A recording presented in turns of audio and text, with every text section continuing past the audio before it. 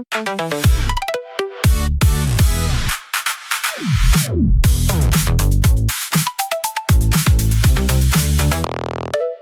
everyone, welcome back to Everyday Chinese English Academy. I'm Ming. And I'm Emma.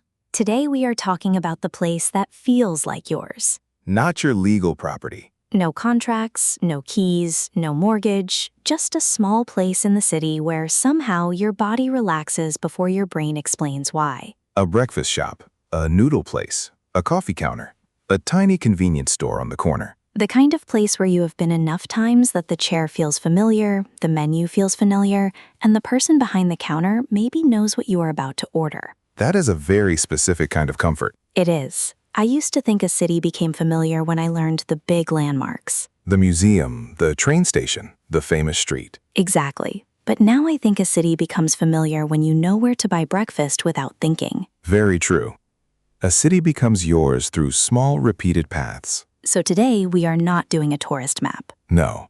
Today we are doing an emotional map. With soy milk, stools, steam, receipts, and the sentence that makes me feel strangely proud, the usual please. In Chinese, one useful phrase is laodifang. Laodifang. It means the usual place or the old familiar place. laodifang. Lao, di, fang. Good. Lao can mean old, but here it often means familiar or long known. Difang means place. Laodifang means the place we usually go. The usual place. Exactly. Today we are talking about how an ordinary place becomes laodifang. My story begins with breakfast. Many good stories do. The first time I walked into this small breakfast shop, I had no plan. There was steam everywhere, people were ordering quickly, and I was standing there like a confused suitcase. A very accurate image. Everyone else seemed to know the rhythm. One person shouted an order, one person paid with a phone, one person picked up food without even looking surprised that food existed. Local breakfast shops can move fast. I looked at the menu and understood maybe 60%. Then the owner looked at me, not unkindly, just efficiently. The gaze of a person who has made 700 breakfasts before 9 in the morning. Exactly. I panicked and ordered the safest thing I could say. What was it? Soy milk and a bun. Very beginner, very reliable. Respectable. The next week, I went again. Then again. Then one rainy morning, I realized I had stopped feeling nervous. That is the beginning of belonging. I knew where to stand, I knew when to pay, I knew which table had the slightly uneven leg. The important local knowledge. And the owner looked at me and said something like, "Same as last time?" That is a big moment. It felt huge. Not because we were close friends, we were not, but I had become part of the shop's morning pattern. In Chinese, you might say you changqu. Changqu, that place. Changqu means often go. changqu, chang, qu. Chang means often. Chu means go. Changqu means you go there often. So I can say, 我常去那家早餐店. I often go to that breakfast place. Exactly. And changqu is how a place slowly becomes familiar. I like 常去 because it sounds simple. It is just often go. Yes, but socially, changqu can be powerful. Because repetition creates a relationship? Exactly. Not always a close relationship. Maybe the shop owner does not know your birthday, your job, or your deepest fear of printers. Understandable. But they know your face. They know your rhythm. They know that you usually come around 8:20 and order something warm. That is not friendship, but it is not nothing. Right. It is a light daily connection. In some big cities, that feels precious. Very precious. A city can be crowded and lonely at the same time. Changqu places make the city less abstract. Less like a map, more like a routine. Yes, and the word changqu does not need drama. You can say, 我常去这家店. I often go to this shop. Or, 我常去那个咖啡店. I often go to that coffee shop. Good. Does 常去 mean every day? Not necessarily. It just means often enough to feel like a pattern. So once a month may not feel 常去, but every week could. Yes, depending on context. The key is repetition. Repetition is underrated. Very underrated. Many warm feelings are built by repetition, not by one big event. That makes me think of the first few times I went there. Every visit had a tiny task. First visit, survive ordering. A serious mission. Second visit, remember where the napkins were. Important infrastructure. Third visit, understand that the line was not actually a line. It was more like a cloud of hungry people with an invisible order. Many breakfast shops have a cloud system. Exactly. At first, the cloud was terrifying. Later, I understood the rhythm. Stand near the counter, listen, move when there is space, pay quickly, do not block the soy milk. That is local knowledge. And none of that knowledge arrived from a guidebook. It arrived because I changqu. Right. Changqu gives you information that only repetition can teach. So changqu is not just frequency, it is practice. Yes, when you changqu a place, the place trains you gently. Gently and with breakfast. The best kind of training. I also noticed my own body changed. The first time, my shoulders were up. The 10th time, I walked in and already knew where my hand would reach for the payment code. That is when a place starts moving from strange to familiar. What is the word for familiar? 熟悉,熟悉. 熟悉,熟悉. 熟悉 means familiar. You can use it for a person, a place, a sound, a process, or even a smell. A smell can be familiar? Of course, the smell of steamed buns, hot oil, coffee, rain on pavement. That is true. The breakfast shop had a very specific smell. Warm soy milk, metal trays, and something fried. That smell became 熟悉. So I can say, 这个地方很熟悉. This place feels familiar. Yes, or 我对这附近很熟悉. I am familiar with this area. I like that 熟悉 is not the same as exciting. Good point. Familiar places are not always exciting. Sometimes that is the whole benefit. They do not demand a big reaction from you. Exactly. A familiar place lets you arrive as you are. That is beautiful. A famous place wants a photo. A familiar place lets you be tired. That is a very good line. Thank you. I will pretend I said it casually. Please do. So, 熟悉 is the feeling when the place stops being information and starts being background. Yes, you no longer have to decode everything. Your body knows the path. That is such a relief. When a place is new, everything is information. The door, the counter, the menu, the payment method, where to stand, whether to sit first or order first. Even the question, do I clean my own table, can become a whole research project. A very practical research project. But when a place is 熟悉, those questions become quiet. Exactly. Familiarity lowers the cost of being there. That is a useful way to put it. A familiar place costs less attention. Yes, you can spend your attention on your morning, your friend, your food, your thoughts. Not on where am I supposed to stand. Right. And this is why a very ordinary place can become precious. It gives you back mental energy. That is one of the hidden values of 熟悉. It is not flashy, but it is generous. Good word. Familiarity can be generous. Also, 熟悉 can be different from beautiful. Very true. A place can have plastic stools, a noisy fan, one light that flickers slightly, and still feel deeply 熟悉. Because the feeling comes from use, not decoration. Exactly. It has been used by your mornings. The strongest moment was when the owner recognized me. The word for recognize is rende. Rende. Rende. Ren means recognize or identify. De here helps form the verb. Rende means to recognize someone or something, often from memory. So if the owner knows my face, I can say 老板认得我. Exactly. The owner recognizes me. That feels different from knowing me deeply. Yes, rende is lighter than knowing someone's whole life. It can simply mean, I recognize you. That is perfect for a shop relationship. Right. The owner may not know your name, but they rende you. And somehow that still matters. It matters because recognition tells you that your repeated presence has been noticed.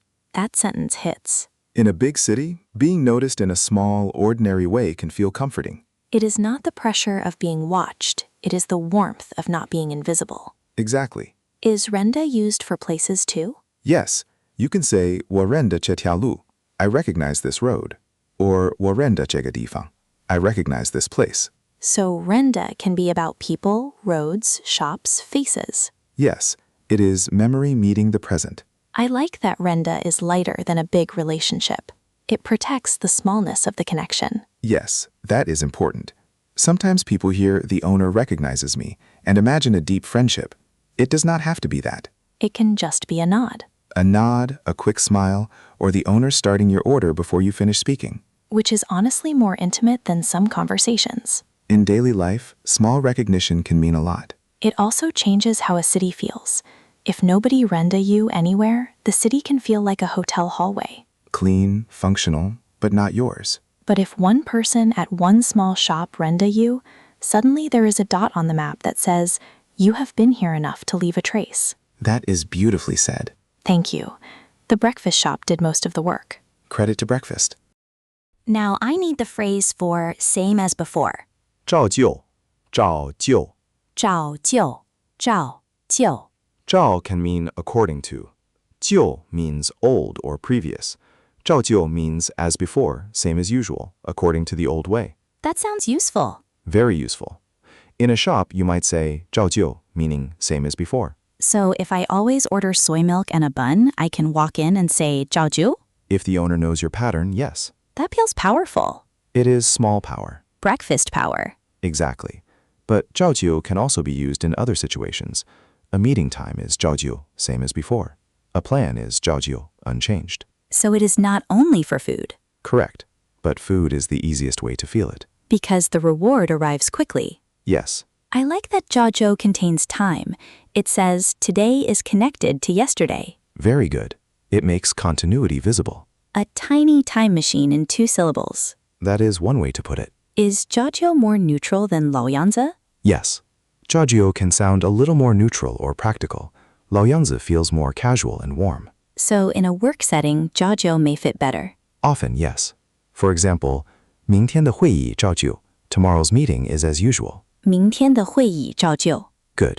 Or 价格照旧. The price stays the same. So zhaojiu means the old arrangement continues. Exactly. But in the breakfast shop, zhaojiu still feels warm because the context is warm. Right. Words borrow feeling from the scene. If the owner asks zhaojiu, it means they remember the pattern. Yes.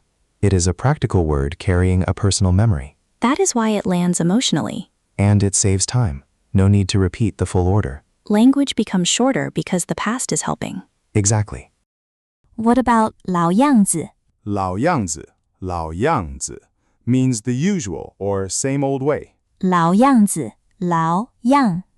Yangzi means appearance, style, or way something is. Laoyangzi means the old familiar style. So in a shop, 老样子 means my usual order. Yes, you can say, 老样子, please give me the usual. Is it casual? Usually, yes. It works best when there is already some familiarity. So I should not walk into a random shop for the first time and say 老样子.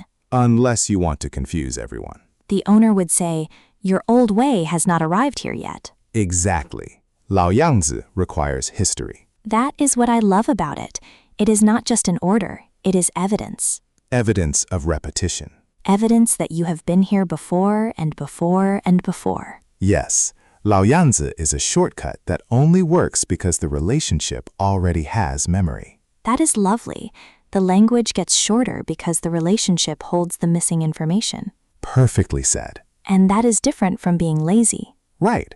It's efficient because it's shared context. Shared context tastes like breakfast. In this case, yes. Can 老样子 also describe a person? Yes. If someone asks, how is he? You might say, 还是老样子. Still the same as usual. That can be affectionate or slightly tired, depending on tone. Exactly. Tone decides a lot. 还是老样子 can mean he is still his familiar self, or it can mean he has not changed at all. So context matters. Always. But for our breakfast story, 老样子 is warm because it means the shop knows your usual order. I like the phrase usual order because it sounds so small, but it contains a whole little history. The first order, the second order, the day you tried something else and regretted it? Yes, I once tried a different drink at my breakfast place and felt like I had betrayed myself. Did the drink deserve that pressure? No, it was fine, but it was not my laoyangzi. There it is. The usual is not always objectively best. It is emotionally efficient. Good. It fits you because time has tested it. Let's return to laodifang, Laodifang is often used when people make plans. like meet at the usual place. Exactly. laodifang jian. See you at the usual place. 老地方见. Good. It can be a restaurant, a coffee shop, a bench outside a building, a subway exit, any place that both people know. I like that it does not need a full address. Because the address is already stored in the relationship. That is such a good way to say it.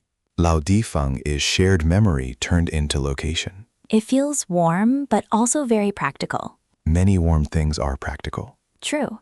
If I text a friend laodifang and they understand, that means we have a little history. Yes, not necessarily a dramatic history. Maybe you just always meet near the same noodle shop. That counts. It does.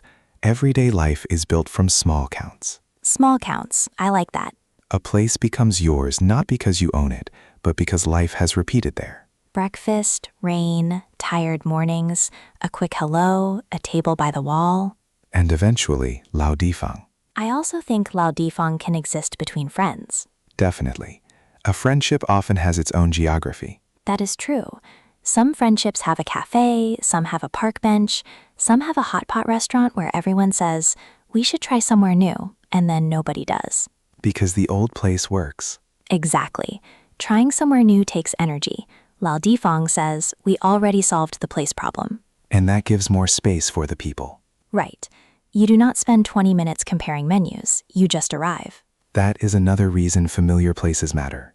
They reduce planning friction. Planning friction is real. Very real. So laodifang can be romantic, friendly, practical, or all three. Yes. It depends on who says it and what memory is attached to the place. That makes the phrase flexible. Flexible and very human. A map app can show you an address, but it cannot tell you which place is laodifang. Because laodifang is not only location. It is location plus memory. Location plus memory. That is the episode.